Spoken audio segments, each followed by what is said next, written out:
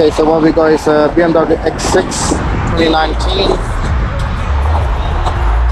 installed with the Audison Subwoofer, BMW X10 AF, full active one, everything built into it, all the wiring hidden,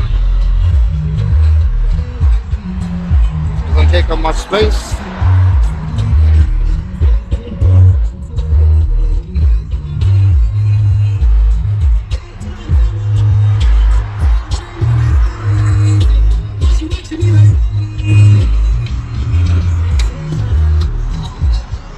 It's all done on the original factory iDrive BMW.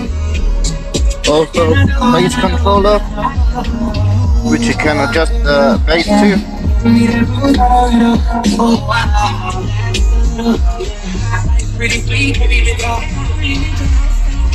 If